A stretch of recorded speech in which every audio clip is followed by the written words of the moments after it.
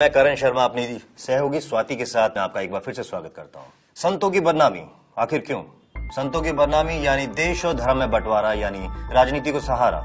आखिर क्यों लग रहे हैं संत आशाराम बापू पे लगातार इल्जाम? एक सिलसिला ऐसा जो लगातार जारी है। आपको बता दें ये बात है सन 2004 में दिवाली के अवसर पर श्रद्धेय शंकराचार्य स्वामी श्री जयेंद्र सरस्वती को गिरफ्तार किया गया। उन पर कई झूठे और बेबुनियाद आरोप लगाए गए। आपको बता दें कि उसी वक्त आशाराम बापू ने यह भविष्यवाणी की थी कि देश और धर्म ही नहीं बल्कि साधु और संतों के खिलाफ एक समांतर ताकत काम कर रही है, जो निश्चित तौर पर आगे चलकर उनके खिलाफ भी साजिशें रचेगी। और आज आशाराम बापू की इसी भविष्यवाणी को सही साबित करने में जुटे हुए हैं कई लोग। नई कहानियां बनाना और नए आरोप लगाना तो मानो एक फैशन सा बन गया है। इन आरोपों का कोई अंत नजर नहीं आता और आज हम इन्हीं बेबुनियादी आरोपों का पर्दाफाश करेंगे।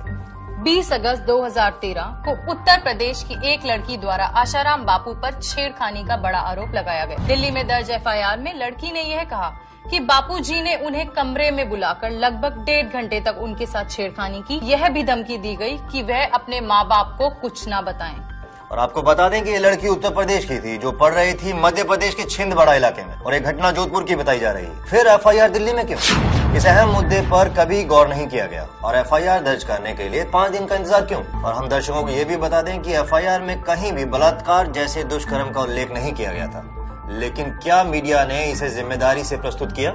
छानबीन शुरू होने के पूर्व ही कुछ न्यूज चैनल्स ने आरोप तक तय कर दिए और सीधी गिरफ्तारी की मांग कर डाली। बार बार यह दर्शाया जा रहा था कि बापूजी पर बलात्कार का आरोप लगाया है। 26 अगस्त 2013 को जोधपुर के डीसीपी अजय लांबा ने प्रेस कॉन्फ्रेंस में यह साफ बताया कि एफआईआर में कहीं भी ऐसे दुष्कर्म का उल्लेख ही नहीं है। वेरी फर्स्ट डे से हम ये कह रहे हैं कि 376 का न कोई मेडिकल एविडेंस है, न कोई पीड़िता ने आरोप लगाया है। रही बात छेड़खानी की, लड़की की मां कमरे के बाहर बैठी थी। एफआईआर में लड़की ने यह कहा कि वह कमरे में चिल्लाने लगी और ऐसा करते ही उसका मुंह बंद कर दिया गया। बड़ी ताज्जुब की बात है कि मां को चिल्लाने की आवाज सुनाई नहीं दी।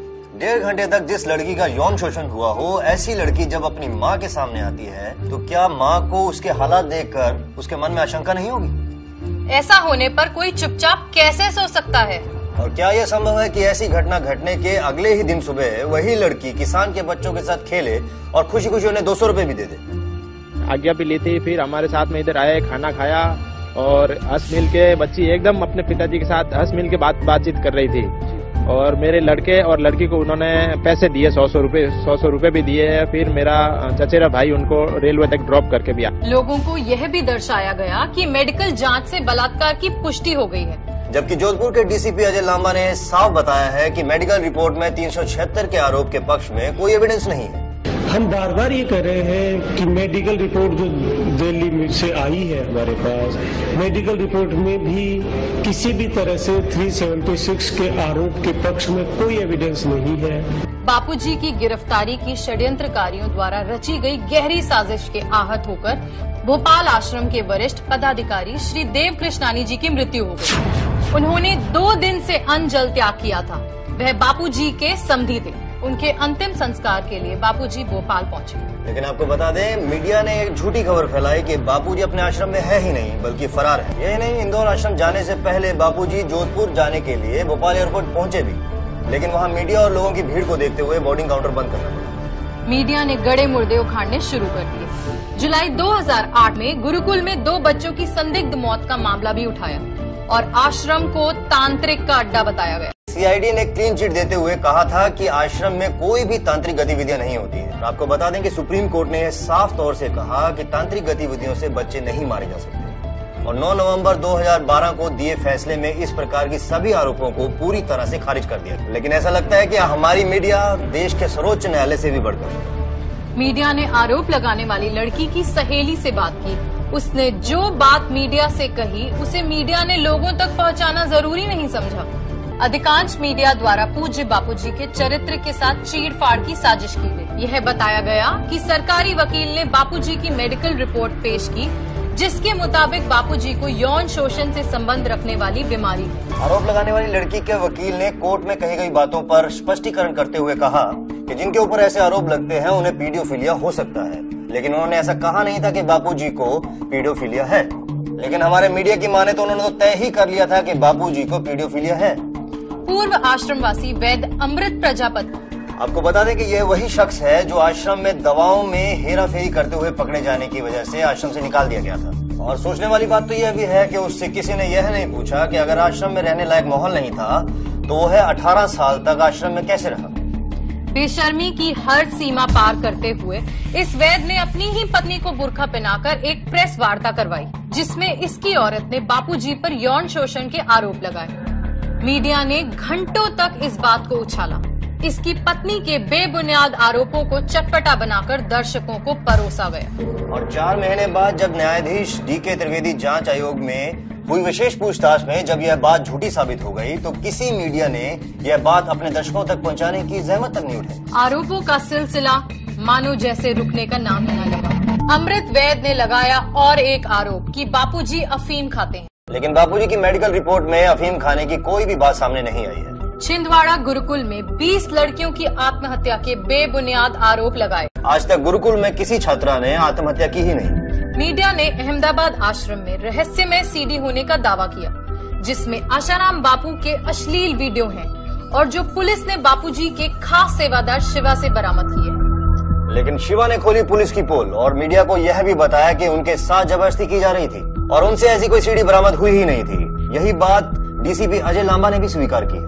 आश्रम से भागे हुए राजू चांडक ने दिसंबर 2009 को अपने शरीर पर गोली सेट करवा ली और गोली चलाने के आरोप आश्रमवासी गजानन पर लगाए। जांच में यह आरोप झूठे साबित हुए। आपको बता दें कि ये वही राजू चांडक है जो एक स्टिंग ऑपरेशन में एक लड़की को आशाराम बापू के खिलाफ रेप का आरोप लगाने के लिए 5 लाख रुपए देने को राजी होते हुए नजर आए। जो 5 ट्रस्टी उसमें से आशाराम मर गया, कहीं चला गया, सुरेश कहीं अलग बैठा है, कोई अलग बैठा हुआ कोई आदमी है नहीं जो ट्रस्ट की लिस्ट में था, तो क्या करोगे आप? पूरा हो जाएगा। और एक पूर्व आश्रमवासी महेंद्र चावला ने भी यह आरोप लगाए कि आश्रम में तांत्रिक गतिविधियां होती। उसकी विकृत मानसिकता के चलते उसे आश्रम से निकाल दिया गया। बापूजी के ठीक जमानत के पूर्व साजिशकर्ताओं ने सूरत में 2 बहनों से फिर से बलात्कार का ढोंग रचाकर बापूजी के साथ उनके पूरे परिवार को लपेट में ले। बापूजी की बेटी भारती देवी ने कहा कि कोई पत्नी अपनी पति के लिए और कोई बहन अपने भाई के लिए ऐसे दुष्कर्म भला कैसे कर सकती है, और ये आरोप ही लज्जास्पद है, संभव ही नहीं। सब झूठे ही आरोप है उसके, मेरे को उसके आचरण पे और संयम पे। संयम है उसके संग से बहुत ही लड़कियां संयमी हो जाती है और मेरे को पूरा विश्वास है वो ऐसा कुछ नहीं है उसमें। मीडिया ने यह संगीन आरोप भी लगाया कि बापूजी की राजधार शिल्पी फरार है। ब्रिजमोहन गुप्ता उर्फ भोलानंद ने यह आरोप लगाया कि जम्मू आश्रम में बच्चों को दफन किया जाता है और आश्रम में तंत्र मंत्र की विद्या होती है। इस पूरे मामले का खुलासा किया सेवादार विक्की ने, जिन्होंने भोलानंद के साथ हुई बातचीत की एक फोन कॉल रिकॉर्ड कर ली थी और वही रिकॉर्डिंग पुलिस के सामने पेश की। पुलिस द्वारा किए गए छानबीन से पता चला कि यह आरोप गलत है और बापूजी के आश्रम को ऐसे दर्शाया गया जैसे आश्रम नहीं अय्याशी का अड्डा हो। लोगों में आक्रोश पैदा करने की कोशिश की गई। कई सालों तक जमीन पर कब्जे करने और आश्रम को सील करने की बात की गई और कुछ आश्रम की बाउंड्रीज हटाई गई और लोगों को यह बताया गया कि आश्रम पूरी तरह से तोड़ दिए गए। मीडिया ने दावा किया कि अहमदाबाद आश्रम में पुलिस ने छापा मारा, जबकि DCP अजय लांबा ने प्रेस कॉन्फ्रेंस में यह साफ बताया है कि कोई छापा नहीं मारा गया। मीडिया में उछाला गया कि आरोप लगाने वाली लड़की के पिता ने यह बताया है कि आश्रम की ओर से धमकी वाली ऑडियो उनके पास है। लड़की की पक्ष की ओर से ना ही ऐसी कोई शिकायत दर्ज हुई है और ना ही पुलिस को कोई ऐसी ऑडियो मिली। ऐसा दुष्प्रचार किया गया कि बापूजी के समर्थकों ने गुंडागर्दी की। हम आपसे पूछना चाहते हैं कि एक लोकतंत्र देश में अपनी मांगों को सामने लाने के लिए या भारत में अपने सबसे प्रिय संत को समर्थन दिखाने के लिए एक शांतिपूर्वक धरना देना भी क्या गुनाह है? और तो और कई जगहों पर निर्दोष समर्थकों को बड़ी बेरहमी से पिटा। लाठीचार्ज हो गया यहाँ पर जोधपुर जेल के बाहर। जोधपुर जेल के बाहर लाठीचार्ज हो रहा है। और सिलसिला सिर्फ आशाराम बापू तक सीमित नहीं है। संत नित्यानंद स्वामी, बाबा रामदेव, बाबा राम रहीम, संत कृपालू जी महाराज और स्वामी नारायण के संत प्रमुख स्वामी, इन सभी संतों पर किसी न किसी का आरोप लगाकर उन्हें बदनाम किया गया। यह लोगों को गुमराह करने की गंदी साजिश है।